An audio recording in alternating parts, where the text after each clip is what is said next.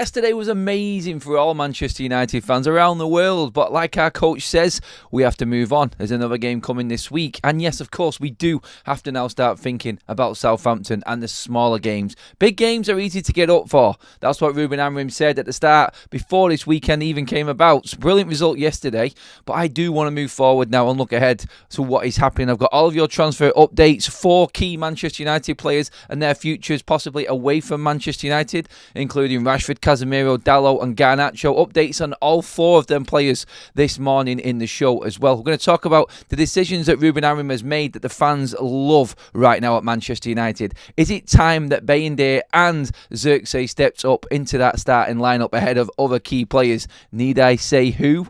We will see. I want to get your opinions on that in the live chat this morning as well, everybody. All of the aftermath and some interesting thoughts and some interesting facts and comments coming out from the game yesterday that we didn't know about before or last night either. So that's good to get into as well, and that is a massive positive, trust me, on this Man United side, and more positives that United fans can get into. But that is our show lined up today, jam-packed full of Manchester United positivity. Anyone who was there at the game yesterday, you might even be in the chat right now. Get your thoughts in. How was it? How was the atmosphere? It was an absolutely epic day at the Emirates yesterday. I've been there myself on these moments, especially at the Emirates as well. I was at the last FA Cup when we beat them there. The atmosphere when there's that many United fans in an away ground is unrivalled. It is brilliant. And Ruben Amorim has touched on that himself in the headlines and in the aftermath of the game yesterday. But we are talking... We have to talk. Unfortunately, we cannot talk about Arsenal forever and a day and how good it was yesterday. We are going to talk on some of the stuff that we're talking about today. Is going to have some cutback from what that game was yesterday. And I think it's important to actually move forward right now, because the big positive from that yesterday is the fact that Ruben Amorim's ruthless approach to Manchester United and this team and what he has done with every single player in this squad was there for everybody to see. I just seen this morning, Kaz pulled up a clip for me. I just seen it, and someone made a quote on X saying, "This is the clip I've been looking for."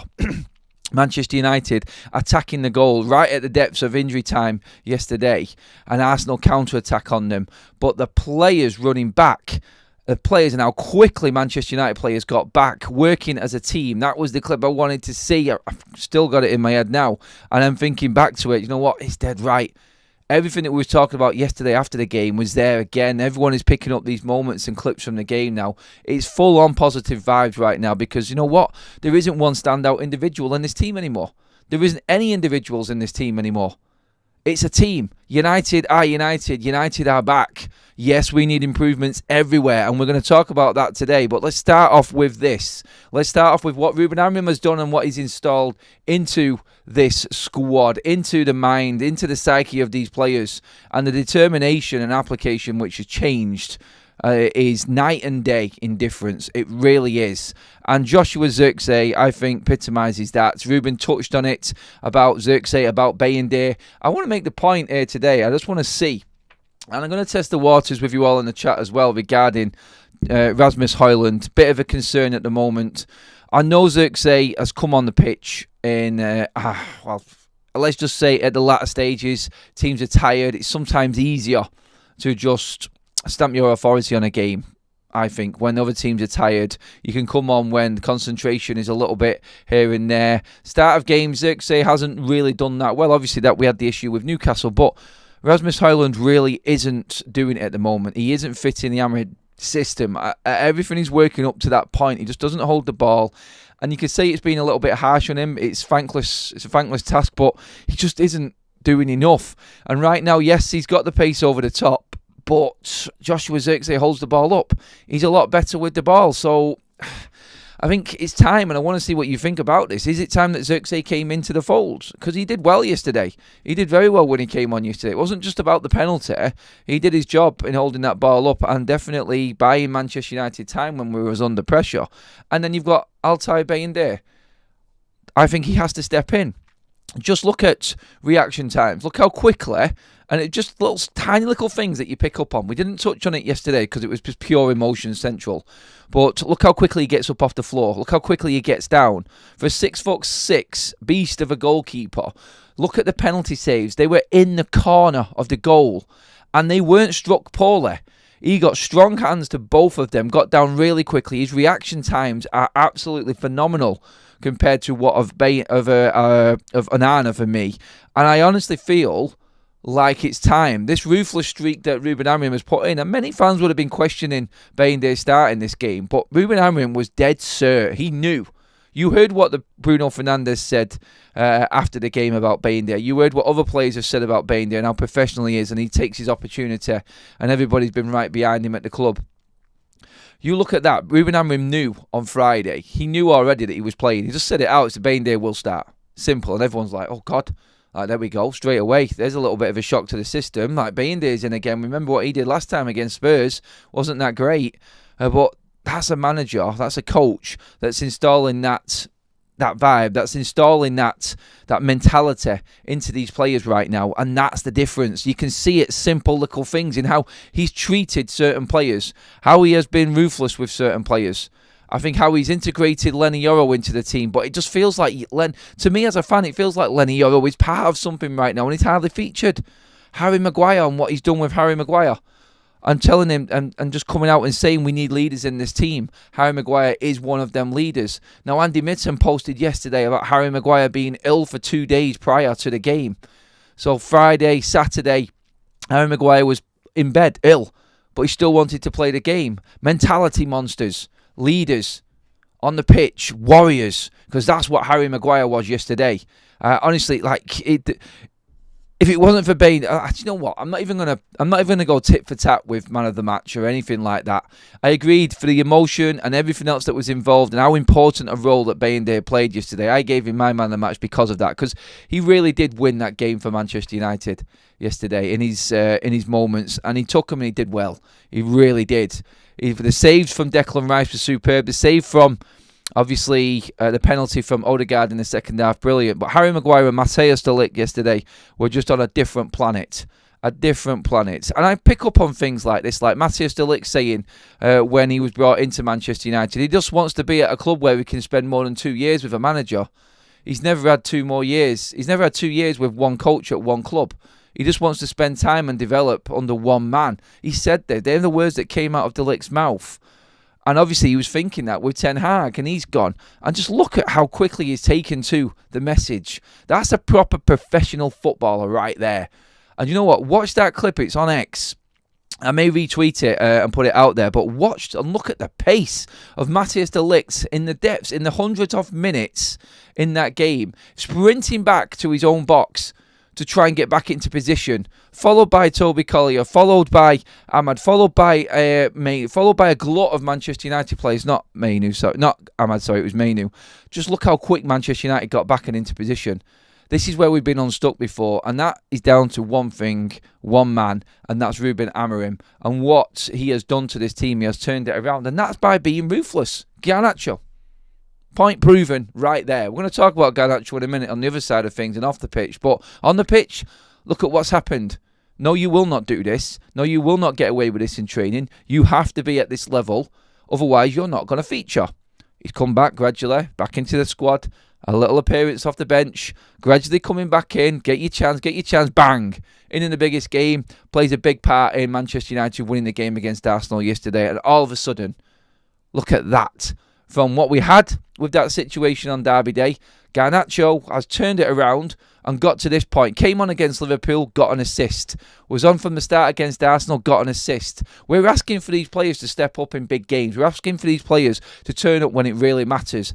Arsenal away, Liverpool away. Garnacho did in his part. He did. And it's massive credit to him. But there's only one man that got that out of him. And that's Ruben Amorim. He's got a team of staff behind him that know exactly how he works. So when he does something like this with a player, or he isolates a certain player, or goes down this ruthless or brutal mode in dropping a player just because they're not working right, there's nowhere for that player to then turn and go. It's all of a sudden Garnacho deletes Twitter. He's off X now completely. All of a sudden he comes on against Liverpool and gets an assist, plays really well. Has a start against Arsenal, does really well. And you know what? Everyone was thinking it. And I've done it, and there's a clip out of me talking about this yesterday. Everyone was thinking, what's Garner going to do here? This space in front of him, he's going to go, he's going to make this moment. His decision-making isn't right. Bang, lays it off on a tee, and Bruno finishes it exquisitely into the corner.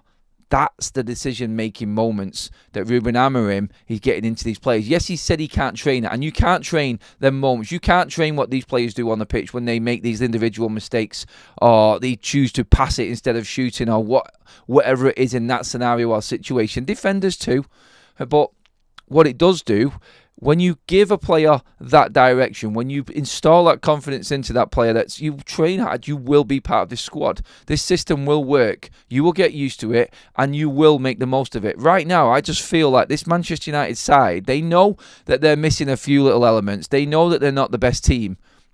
But what this system is doing, it's telling them, I think, to be more clinical, and we are very, very clinical. You only have to look at the shot conversion rate yesterday for Manchester United in terms of on target and efforts on target in the game. It completely embarrasses Arsenal's. It really does, and where they can have all the possession under the sun. When United do get players in and the right players to fit this system, and everybody's more used to this system, and we're playing lesser teams as well, hopefully it works with that, and that's the next step, like we've said, in terms of not just playing the big teams, because we're going to have to use this system to take a game to another opposition on Thursday in Southampton. But what it is doing, it's installing that belief in the players that when they get a chance, they're going to take it. And yes, we will be more clinical with better forwards in the side. And we do need to improve and invest in this squad. There's only so much we can do. We cannot play like that every single game. It's not sustainable. We know this. But what there is that belief within this squad. And that, I feel, is the most important thing in this right now. That's enough for me for kickstarting. We've got 1,500 in the room. We have a poll running right now. The ruthless streak of Ruben Amorim. Do we need to see more of this? Is this why Manchester United are going to prosper under Ruben Amorim? Is this why we're seeing this upturn in belief and in these players? I've got a poll running right now in the chat. Would you give Xerxes a start over Højlund? Let me know in the chat, everybody. Get into that. Let me know if you think it's time for a change. Xerxes over Højlund. 73% of you so far have said that you would take Xerxes starting against Southampton on Thursday over Rasmus Højlund.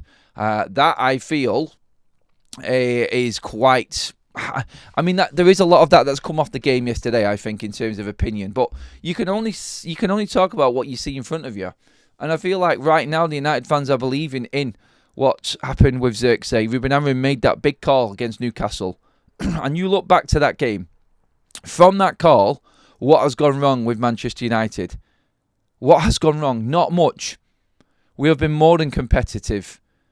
30 minutes in, Joshua Xerxes hauled off to the boos and the chants and the cheers and the disgusting behaviour from some of them Manchester United fans in Old Trafford. He looked dejected. He looked like he was ready to come to tears. That was what was being reported on the day.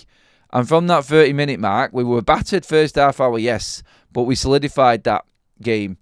Mainu came on, United changed up.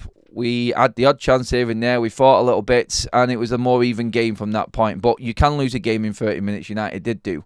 Then we move on to Anfield. Different mindset again.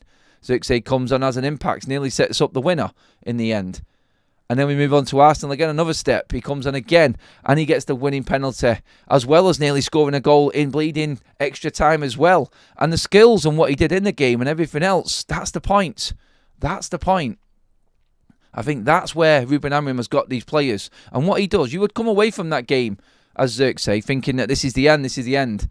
And we've seen all of the fallouts, all of the rumours about Xerxes going to Juventus, and all of a sudden, bang, we get the comments coming out. Xerxes wants to stay at Manchester United and fight for his place. He's well liked within the squad. There you go. That's what I think is more important than anything. I think that Ruben Amorim has got into these players, and United's players know where they stand with him and they understand him. I think that's the most important thing. Amorim suggested he wasn't responsible for the penalty picks, as he credited members of his coaching staff. He just walked away from it. And this is what I mean by Ruben and his team. They all know how he works. They all know how Ruben Amorim wants to operate.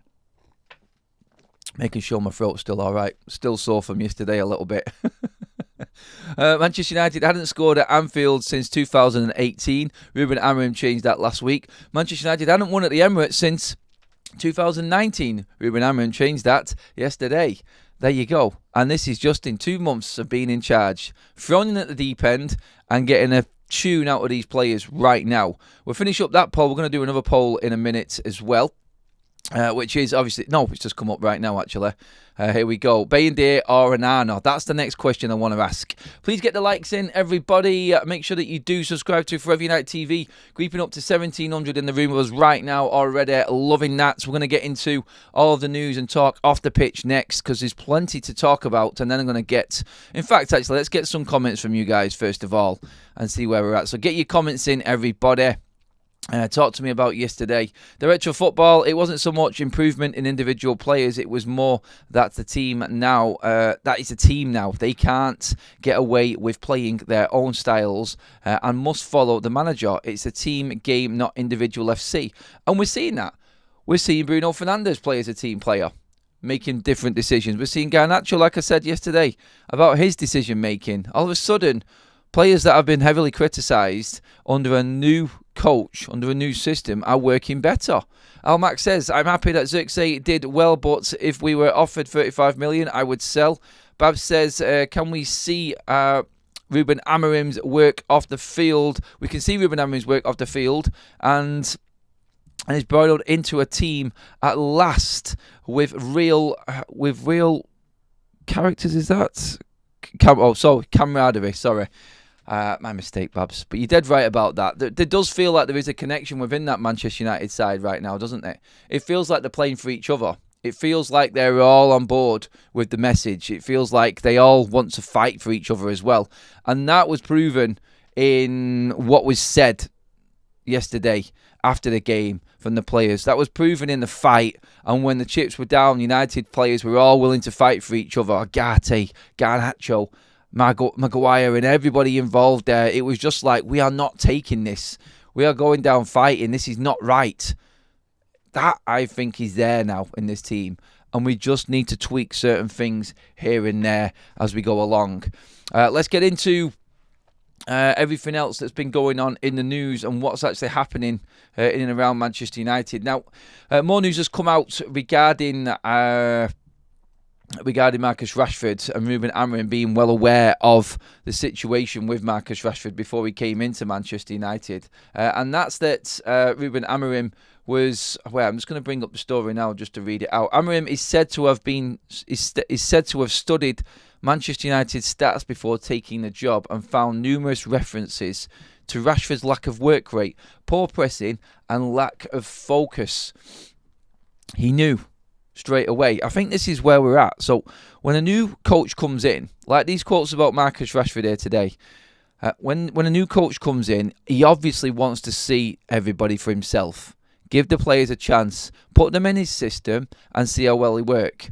I mean, everyone does it. And this has always been the concern with United fans. We're going to see another manager off and then we're just going to end up having the same problem again. Same players are still here. Well, this is the difference. And nobody can argue the fact that Ruben Amorim has called out Marcus Rashford, has definitely made a point of giving him a chance and then isolating him from what he has done off the pitch, on the pitch, his attitude and everything like that. This is another ruthless streak from Ruben. And he did it with Garnacho. Same thing. Obviously, different circumstances, different scenario. But I think with Garnacho, he's just took it upon himself to actually, you know what, knuckle down. You don't see Marcus Rashford deleting any social media accounts. You don't see him doing anything like that. You don't see him clearly working hard enough to get into the squad. Otherwise, he would have featured in the last 8 games. Garnacho is back in. He's working. But Ruben Amorim here, this is proven that he knew what Rashford was about. So he's given him a chance as he's come in. And instead of just keep on giving him a chance like our previous manager, we keep playing him. He will find his form. He will come good. We know it. Those were the words coming out of Ten Hag's mouth. Ruben Amorim has said, no, that's it. I'm not going to be like these other managers. I'm not going to be like these ones that get thrown under the bus and end up losing my job because these players are not willing. He's not going to give them a chance. He will give them a certain chance, but he's not going to give them an extended chance. This is it. Time's up. And this is exactly what we're talking about today with Ruben and this ruthless and brutal streak. You get a chance and you will be defended. And Ruben Amorim said it himself again last night. I will defend these players till the very end if they work for me. He's not in the squad. It says everything you need to know. he's gone. We talked about David Ornstein saying he thinks Rashford's gone. It looks like he's definitely out the door. This week is going to be big for this one, I feel, in build-up to the Southampton game. I think we're going to get more and more news around Marcus Rashford this week and the situation. Probably today, after all of the aftermath of the game has calmed down a little bit, we're probably going to start finding out a few more stories on the transfer side of things. And I think we'll get a little bit more information on the Rashford story in particular, definitely. But looking at that situation, then you look at what happened with Dalot. Now, Dalot has been rumoured to be a target for Real Madrid. We've touched on it. A lot of fans have thought, how? Why? Are you being serious right now? Is this a real story? Because some fans would let go of Dalot right now. And I've said, look, I would let go of Dalot if the right price came in, obviously. We have to fix our first 11, and I don't think Dalot fits in the first 11 unless he's got him earmarked for right wing back and he thinks he can develop him, because we are going to go for a left wing back.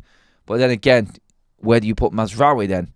That's why I'm thinking that he isn't a first team player right now. But I'm there to be proved wrong, and what Ruben Amorim does we'll go along with, obviously. But he has come out and said, and apparently he has told Ineos, that he does not want to sell Dalot. He doesn't want him to leave the football club. So he's a player that apparently now is off the table when it comes to transfers. That is, that's come from Gimme Sport as well, and a couple of other people reporting on that one, because the PSR situation has come about, and we were talking about this yesterday, and it's come around again. And this is a story around Corriere dello Sport regarding the Garnacho situation, which says Ruben Amorim had started Garnacho against Arsenal in the FA Cup yesterday. United have to comply with PSR regulations, and that is why they are open to the sale of the Argentinian international. Now, United apparently, and obviously I'm not even thinking about Garnacho right now after the back of yesterday. Obviously, it's still on a high from that, but obviously when the dust settles, the reality still will kick in. And if the right bid comes in for Garnacho, I still feel United will move on it. I still think that Ruben Amorim thinks he could probably get better if we get that sort of money in. Now, don't forget, 100% profit if Garnacho is sold. United's price tag is set at around 60 million for Garnacho, and it's been reported that Napoli are hoping to negotiate that down some. He's done himself the power of good yesterday for staying at Manchester United, and Ruben will want to keep him if he keeps performing. He'll say that, and he'll keep saying it. But like he said when he was asked that ridiculous question yesterday about Marcus Rashford, look, he's a Manchester United player, but the circumstances are there, and sometimes there's not much you can do. Sometimes you just have to go, look, we have to see. I understand the situation. So he knows that if players go, it's because of what the discussions have been between him and Ineos and the PSR, financial fair play, everything being described to him. I think that's what you have to look at and be real about. Marcus Rashford, we know he's definitely going. He has said for certain he cannot afford to lose Dalot now. Garnacho, I still feel, is up for sale for Manchester United. United wants 60 million. We asked the question yesterday because the rumour came out that 50 million was what Napoli were looking at getting. If United got 60 million for Garnacho, would that change your mind? Because there was a lot of people yesterday who were saying that we wouldn't sell Garnacho for 50 million. Now, obviously, if he does perform better, if we get performances like that yesterday, there's going to be a big clamour from the fan base to say, no, we can't afford. We can't afford to lose Garnacho now. But this is the point I wanted to bring in as well to it is, are we going then down the nostalgia, the sentimental FC road again? Certain decisions need to be made at Manchester United where players may turn up for big games. And this is, do you know what? It works side by side. Ineos will sell Garnacho if the bid comes in. Ruben Amorim understands that he has to go if the right bid comes in. He also understands that that money will then be reinvested back into the squad. So there's an understanding right there. But when Ruben Amorim says, when he talks about these players needing to suffer, when he talks about this club needing a shock, he talks about this club building players up to be something that they're not. This is what he understands, and this is the situation right now. It works alongside Ineos. This actually now looks like, when you put it in focus, this now looks like Manchester United's discussions with Ruben Amorim before he came in was a real in-depth conversation about the situation at Manchester United, what Ruben wants, what Ineos want, and the full understanding of what is going to happen. He hasn't picked up on any player yet. He's not said that any player in public is leaving Manchester United. He won't do it. Every manager says that. We all know the script. To the cameras, he just say, still a United player, don't want to talk about other clubs' players and so on and so forth. Transfer jargon, it's there with every single manager in press conferences. But what he has done is set out the rules so everyone understands that if something does happen, then it looks like he's in the understanding of why it's happening, if that makes sense. So he's talking about the situation is what it is. I understand it. I understand the rules. He talks about that. He talks about financial fair play in that tone and about PSR and what United have to do. And that, I think, is where Manchester United and where the fans need to be at. It isn't all of a sudden going to be brilliance from Garnacho from here. It's great that he's took it upon himself to actually listen and work, and this is great, but this is where we need to be. We need other clubs bidding Manchester United big on our players. We need to be saying to clubs, no, do you know what, he's too valuable.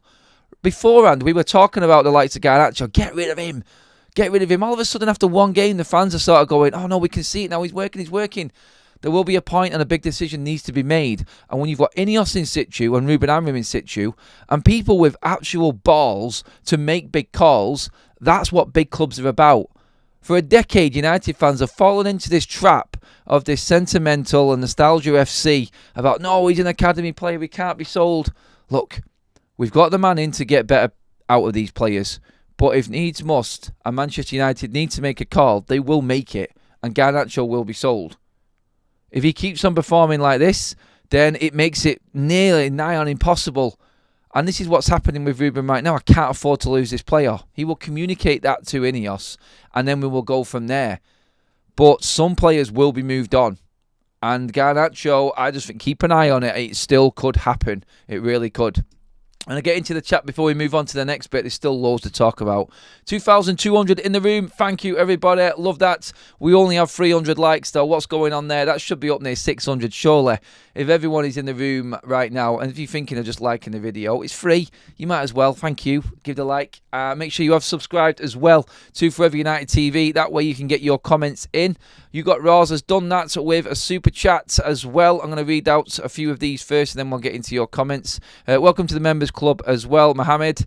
I do not negotiate. I do not negotiate that price down in any circumstance. That kid walks onto a squad that plays a system that suits him better, and he could be a superstar. United has to realise this. Talking about Garnacho there as well. Let's get into some more of your chat on this one. I mean, the negotiations make sense in terms of who's leaving and who stays.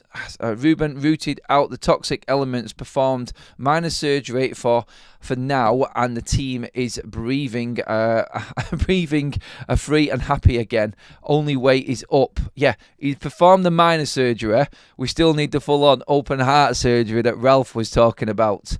Garnacho's technical ability is below par, and his decision-making is inconsistent at best. That's another comment coming in. Baindir kicking skills need a lot of work. Yes, they do, but we can probably work on that.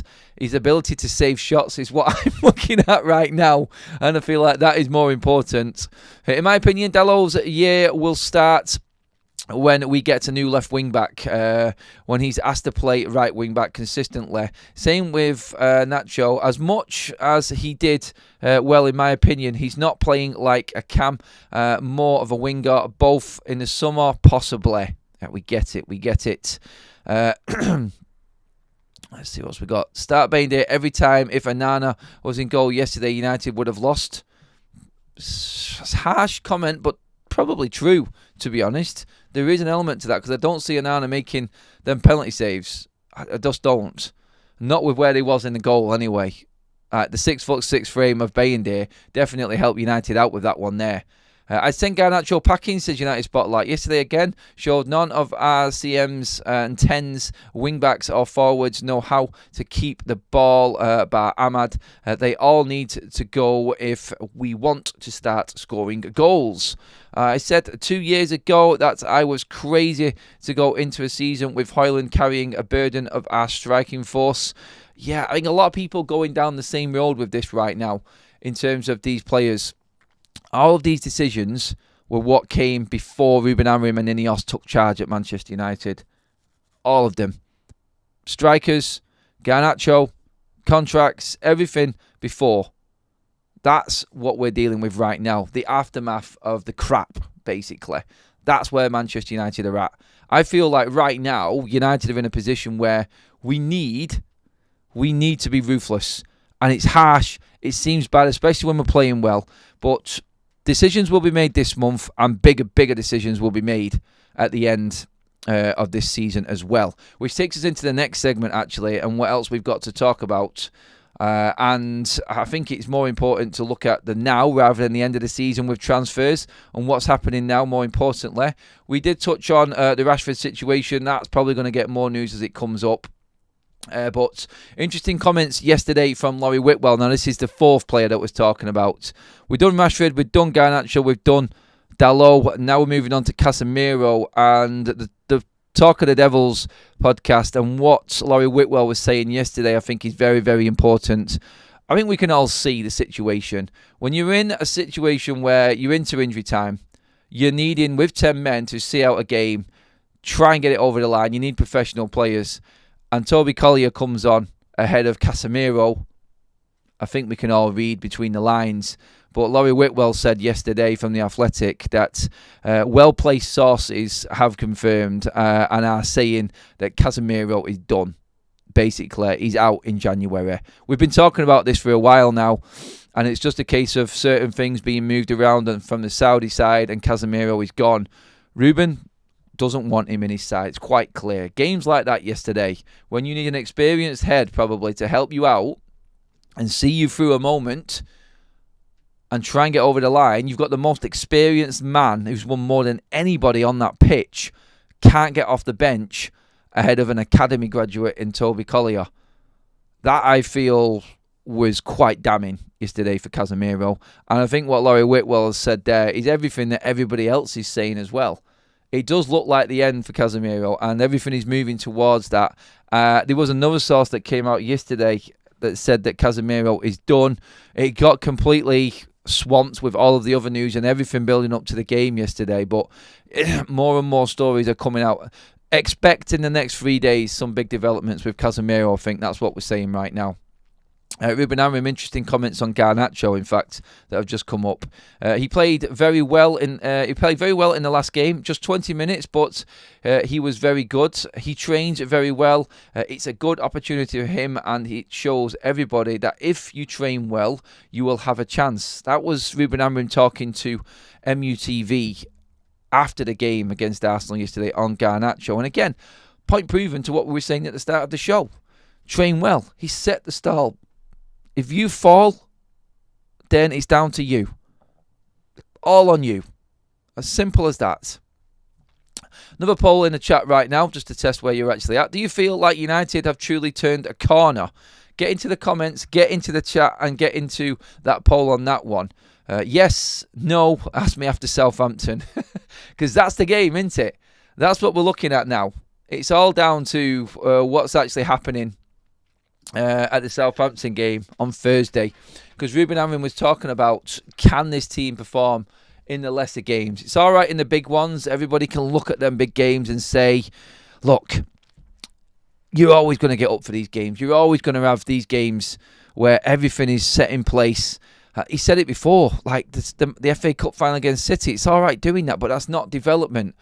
The only development there is a continuation and a consistency of that performance. Bruno Fernandes said it yesterday. Cannot understand after the Liverpool game why Manchester United can do this and not do it in other games. And then in the Arsenal game yesterday, he said, that's our standard now.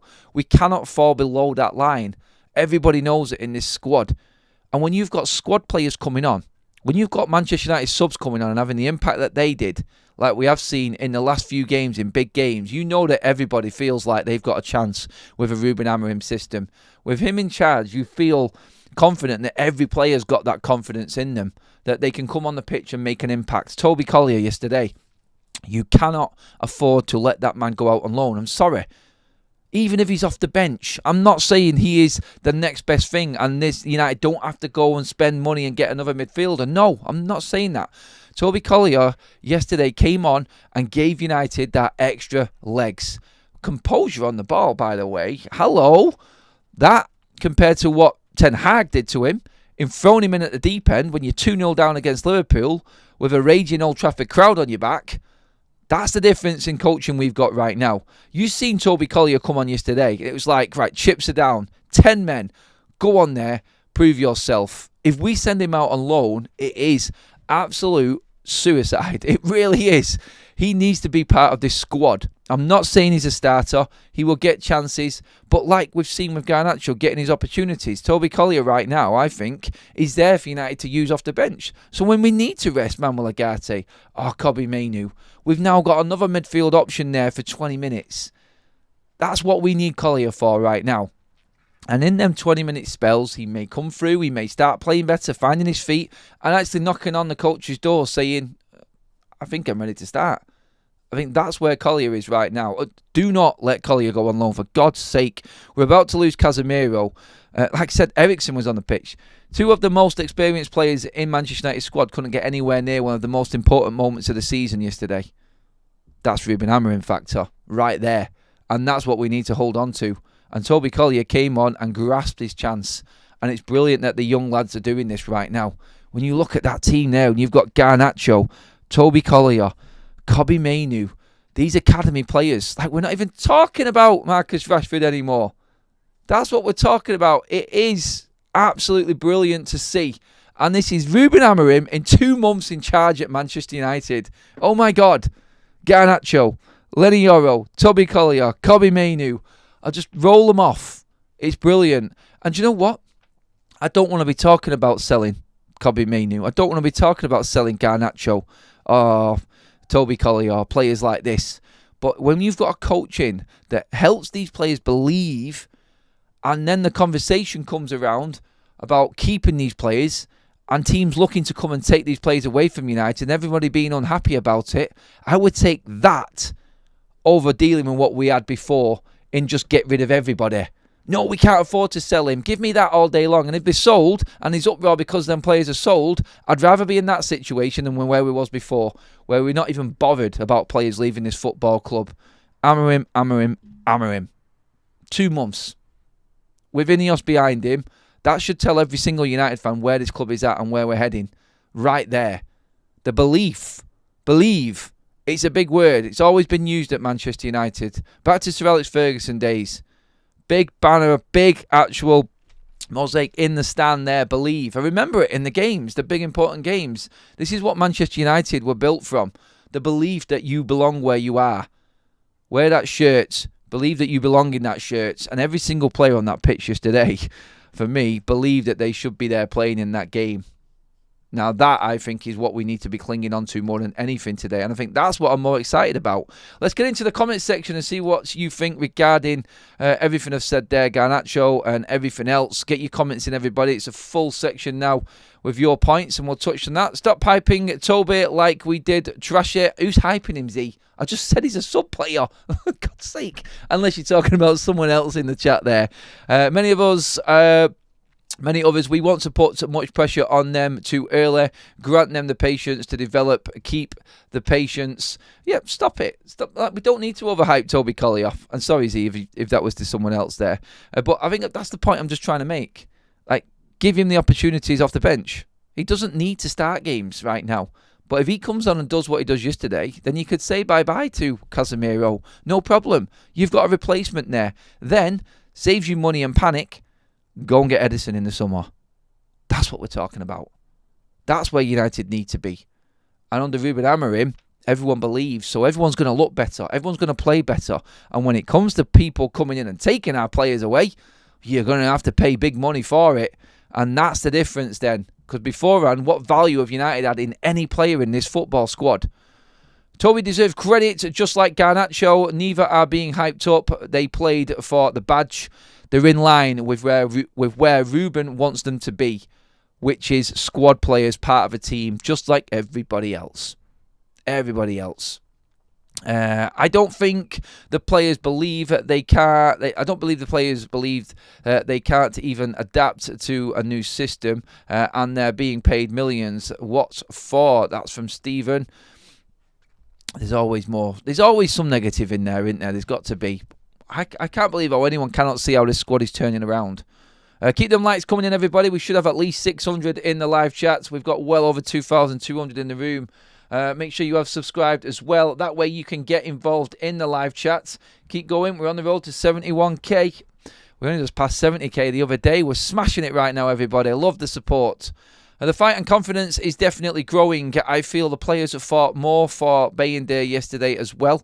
But time will tell if they do use the momentum. If they use this momentum, please, everybody's just hoping that this is the springboard right now. Two very, very good results. Let's not forget, in all of this, Manchester United, we're unbeaten in 2025.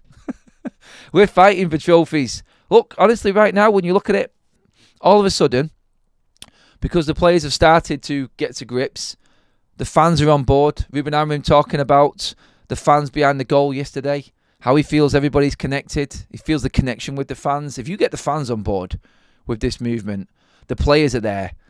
The players are feeling these fans right now. They really are. And it's back. That's because of Ruben Amorim. Then you can move forward now from this second half of the season. This is what I've been saying all along. This is what I thought would have happened at the start with these players. But unfortunately, they were that low, and Ruben's not been able to get them started as quickly as we would have hoped. But this is what I was hoping. This is why I was saying this team could make top four. I don't think we will right now. I think it's too far. But I think we can win the FA Cup, and I think we can win the Europa League. I definitely do. And that's where Manchester United's focus should be. If we make the right moves in this window and possibly give the right opportunities to right players, we get to that Europa League final. We win that Europa League final. Wow. That there, I feel, is massive. Absolutely huge for Manchester United. And by the way, if anybody does want to be part of the atmosphere and be part of that crowd and be at the Rangers game coming up, I'm just going to drop a link into the live chat right now.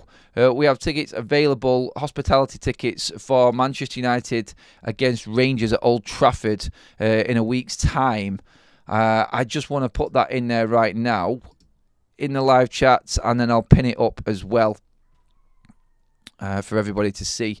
Our partners here on Forever United TV, football prizes. I've pinned that up there right now. Get your tickets there, everybody, for the game. There's only a few left. You could win a signed Kobe Mainu shirt as well as others in there as well. I haven't got the visual up on the screen right now, but that's the link in the in the live chat right there. If you want to get tickets to that Rangers game, buy your tickets there. Tickets for the draw. The draw is in 3 days' time as well, everybody. Only a few tickets left, courtesy of our partners here on Forever United TV. Football prizes. Let's see. Ruben's core 11 are serious. Use the young players right, and we will be very much improved. Definitely. Let me just see what we got in here chat-wise. I thought we had no chance of winning the Europa League, but now I am starting to believe again. That's from Andrew. Definitely, 100%. We are looking at everything right now at Manchester United. We're looking into every single aspect of this team and everything that Ruben Amorim has done, and you cannot feel more confident as a Manchester United fan. I just needed to say that. I'm feeling it. It's like, even when we were losing games, even when we were seeing it, he was doing the right things off the pitch. He was getting the right message across off the pitch, saying the right things. And personally, I just feel like right now we're in a position where we can really kick on from here. And I just think that United, right now, under Ruben Amorim, I think he's got the right formula. I think he's got the right pieces in place. And off the pitch, I think it's just as organised in terms of the players, at least, with Ineos and that understanding between the two. And that's the point we've made pretty much throughout this show and where we're actually at right now with Ruben Amorim and the stall is set out for all of the players that have fallen short of it, that don't have a chance. The players that want to get involved in it have got a brilliant chance. And that, I feel, is massive right now. And I think it is what every single Manchester United fan was hoping was going to happen. But 2 months in, and what's happened here at Manchester United, you have to be impressed with what Ruben has done. Because, yes, results haven't been great, but the feel around Old Trafford is more important right now, I think. And the vibe and the connection with the fans do believe again. And that's the biggest thing to take from all of this. The fans definitely are believing in what is going on again at Manchester United. There's big games coming up always as well. Tonight we've got a big announcement on Big Up, our watch-along platform for the United games. That's at 6 o'clock, everybody. I will put a post out about that later today as well, so make sure that you're there for that. Something really good that's coming up for more content for you guys.